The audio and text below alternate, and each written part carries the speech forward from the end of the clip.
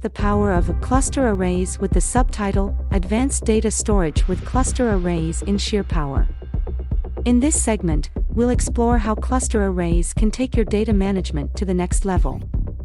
By mastering cluster arrays, you can efficiently handle complex data structures, enhance your application's performance, and streamline your coding process.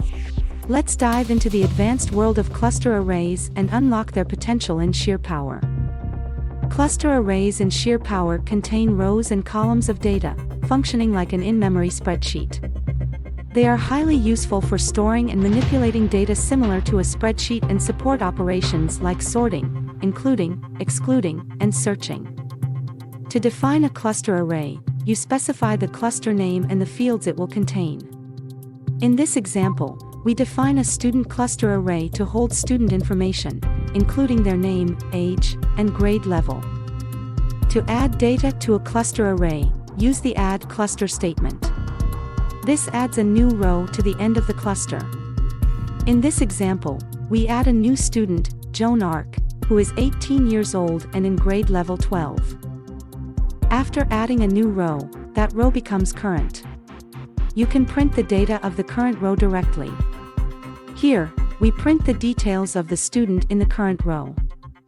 To work with specific rows, use the set cluster statement to make a row current. You can also use the size function to find the total number of rows in a cluster. To iterate through each row in a cluster array, use the collect and end collect statements.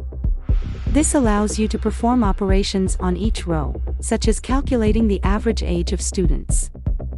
When the collect has completed, after the end collect statement, the special variable _collected will contain the number of rows in the collection.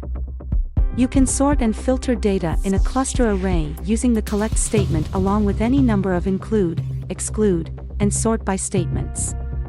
This example sorts students by their names and prints the sorted list. To search for specific data within a cluster array, use the findRow function. This function returns the row number where the data is found or 0 if not found. In this example, we search for the student Joan Ark and get the row number. To learn more about findRow function, tune in to the next tutorial, using clusters for mapping and high-speed translations. Understanding and effectively using cluster arrays in Sheerpower is crucial for efficient data management.